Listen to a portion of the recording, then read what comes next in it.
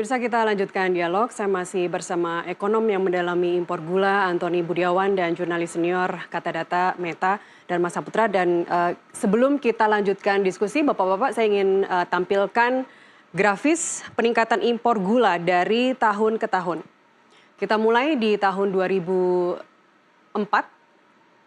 Ada 1 juta lebih gula diimpor saat itu. Ini adalah sumber dari BPS. Kemudian meningkat di tahun 2014 2 kali lipat lebih.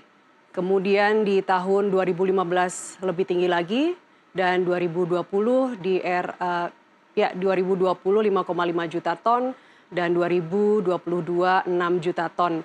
Pak Antoni, saya ingin mulai dari Anda. Ini angkanya fantastis, entah karena memang kebutuhan nasionalnya yang terus naik, entah El Nino, entah di bagian Indonesia sebelah mana yang nggak berhenti-berhenti hingga produksinya turun. Apa yang Anda lihat dari grafis yang baru saja kita tampilkan, Pak Antoni?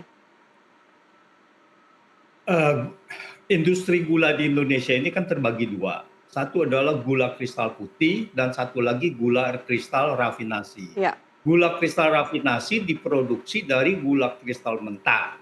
Dan ini 100% impor. Jadi yang banyak ini adalah gula kristal mentah impor untuk diproses menjadi gula kristal rafinasi untuk keperluan industri. Ini 100% gitu. Dan yang lainnya itu untuk gula kristal putih yang diproduksi dari tebu, dari perkebunan tebu nasional. Dan ini kurang lebih selisihnya antara 200.000, 100.000, 200.000 sampai ya dengan kenaikan dan konsumsi, lalu dengan produksi yang stagnan, perkebunan tebu yang stagnan dari tahun 2008 atau 2004, maka ini juga akan semakin membesar gitu. Nah, jadi masalahnya ya memang kita tidak pernah mencukupi gitu. Nah, gula kristal mentah kita tidak ada, 100% dari impor. Jadi tidak mungkin kita swasembada. Yang dimaksud dengan swasembada gula adalah swasembada gula kristal putih. Ya, untuk konsumsi. Untuk seluruh yang untuk konsumsi, bukan untuk seluruh industri gula. Itu impossible dalam waktu 10 tahun, 15 tahun ini tidak mungkin gitu. Baik, 2018 seingat saya itu Pak Enggar Tiaso, Mendak saat itu berkata bahwa pemerintah mengumumkan bahwa swasembada gula terjadi, tapi impor tetap dilakukan sebesar 4,6. Itu periode tahun 2018. Sementara 2021 dan 2022 surplus gula nasional kembali diklaim saat itu, tetapi angka impor justru mencapai lebih tinggi lagi seperti yang kita saksikan sama-sama tadi, Pak Antoni, sampai 6 juta ton. Jadi tetap ada pengumuman bahwa kita swasembada, tetapi tetap ada impor. Sekali lagi bisa dijelaskan, Pak Antoni? Itu pengumuman swasembada adalah target, tapi belum pernah tercapai. Swasembada yang pertama itu yang diinginkan adalah 2019, tapi tidak tercapai. Lalu bergeser untuk ke 2024 dan itu pun tidak tercapai gitu.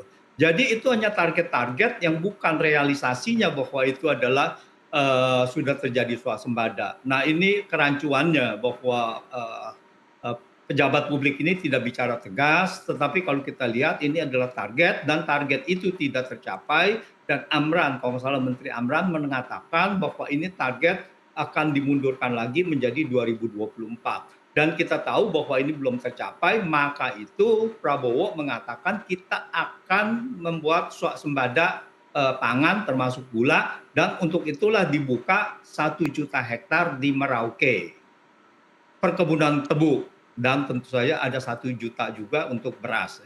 Baik.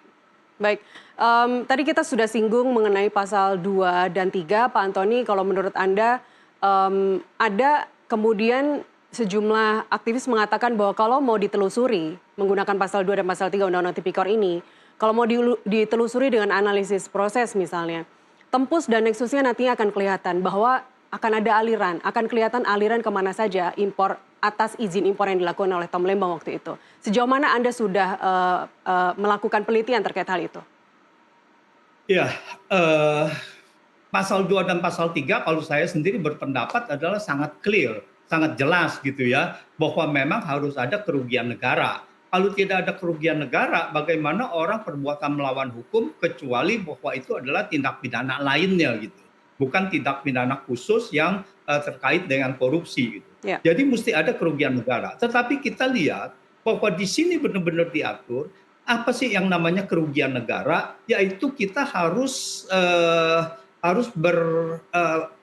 asalnya adalah dari Undang-Undang Keuangan Negara. Merugikan keuangan negara adalah terkait dengan keuangan negara, terkait dengan pertama yaitu APBN, di mana bahwa dia belanja negara lebih besar dari yang seharusnya, dan dalam hal itu sehingga ada kickback, komisi dan sebagainya, dan aliran dana itu bisa ditelusuri. Atau yang kedua adalah penerimaan negara yang lebih rendah dari yang seharusnya. Misalkan kita harus terima pajak 100, tetapi kita terima pajak cuma 60, 40-nya dibagi antara wajib pajak dengan pemeriksa gitu. Nah, di sini ada pasti aliran dana yang pasti mungkin juga bisa ditelusuri, atau yang dalam hal penerimaan banyak sekali terkenanya dengan OTT karena mereka semuanya bermain dengan cash gitu. Baik. Nah, itu pertama. Yang kedua adalah terkait dengan sekarang BUMN. Jadi BUMN itu dianggap juga kerugian keuangan negara karena itu adalah hak dari negara itu. Tetapi sekali lagi kalau tidak ada aliran dana itu tidak ada tindak pidana korupsi. Bahwa kita bisa membeli sesuatu, misalkan blok di Australia ya mengenai Pertamina, ya beli itu bisa saja bahwa itu kemahalan ataupun banyak perusahaan swasta juga membeli seperti itu. Tetapi selama itu tidak ada kickback dan yang namanya merugikan menguntungkan pihak lain, ini yang harus dijabarkan lebih lanjut gitu. Baik, saya ke Mas Meta.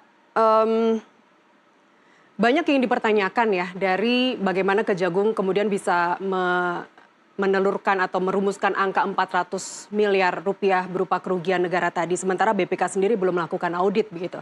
Tapi terkait dengan pasal 2 dan pasal 3 Undang-Undang Tipikor ini, apa usulan Anda? Haruskah kita melakukan revisi? Apa saja yang harus dilakukan untuk menempuh jalur revisi di DPR itu? Atau cukup melakukan judicial review misalnya? Mas Meta masih mute suaranya? Oke. Ya, thank you. Ya, saya termasuk yang setuju dengan pendapat dan juga inisiatif sejumlah tokoh anti korupsi bahkan. Jadi kita sedang bukan mau mendukung para koruptor ini. Justru ingin menegakkan sebuah gerakan anti korupsi yang lebih berkeadilan, lebih tepat sasaran, lebih efektif. Ya. Nah, karena itu sebuah inisiatif sedang dilakukan sekarang kan bagaimana mengkaji ulang, kalau perlu memang merevisi pasal 2 dan pasal 3 Undang-Undang Tipikor itu yang memang cenderung sangat lebar interpretasinya. Contohnya tadi soal kerugian negara ya. Karena itu para tokoh anti korupsi, dan saya kira mungkin Nusantara TV menarik nanti kalau bisa mengundang Pak Amin Sunaryadi. Dia adalah konseptor dari KPK, dan Pak Amin Sunaryadi juga bilang bahwa kembali saja pemberantasan korupsi itu kepada pemberantasan suap. Jadi yang harus dibuktikan adalah unsur suap di situ. Apakah kemudian harus ada OTT atau unsur suap yang sangat kasat mata? Itu sebetulnya bisa juga ada metodologi lain yang waktu itu saya berbincang-bincang dengan Pak Amin. Beliau bilang bisa dilakukan digital forensik. Tapi membuktikan ada aliran dana ilegal untuk kepentingan diri sendiri ataupun untuk orang lain gitu. Tapi core-nya itu, akarnya adalah ada aliran uang ilegal. Ya. Bukan soal kerugian negara. Nah, ini yang saya kira sekarang menjadi sering sekali kasus korupsi yang kedepankannya adalah kerugian negaranya, yang belum tentu ada unsur-unsur suapnya. Saya kira itu materi yang sangat krusial, penting untuk dikaji. Saya ingin menambahkan tadi soal swasembada ya. Ini juga mungkin harus hati-hati. Kadang-kadang kita seolah-olah dengan jargon swasembada, kita itu seolah-olah tidak pernah impor. Padahal menurut saya harus ada perubahan paradigma, apalagi dalam komoditas seperti beras misalkan. Itu kan seasonal. Ada masa-masanya memang mungkin kita harus impor. Tapi kalau kita mau ingin swasembada, di net-net antara nanti kita bisa ekspor, memenuhi diri sendiri dan impor, itu harusnya positif. Tapi ada seasonal di mana kita memang harus impor. Saya kira ini jangan sampai salah kaprah di publik itu bahwa kita tidak boleh impor. Kalau ada impor, ada mafia ini. Ya. Kemudian ada praktek-praktek tertentu. Saya kira di situ yang perlu luruskan.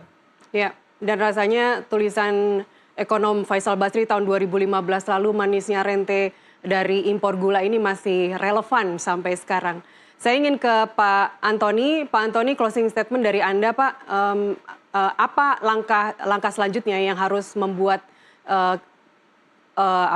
kebijakan publik atau mereka para pejabat negara ini semakin hati-hati dalam melakukan kebijakan ke depannya? Masih mute audionya Pak Antoni? Baik, singkat saja Pak Antoni. Kejaksaan Agung ini sebagai pintu gerbang untuk keadilan, ini harus bertindak seadil-adilnya.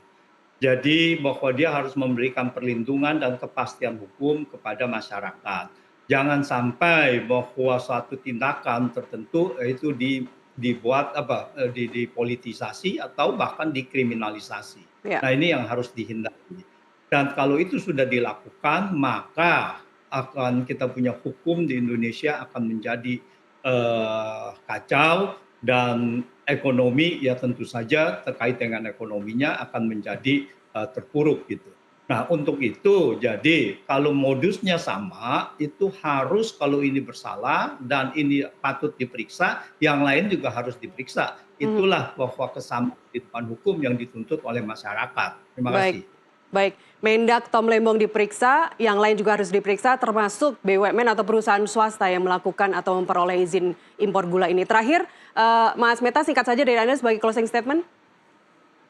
Ya, saya kira saya sepakat bahwa ini saatnya Kejaksaan Agung untuk membuka selebar-lebarnya dan seterang-terangnya fakta-fakta yang ada dan publik pun bisa menilai.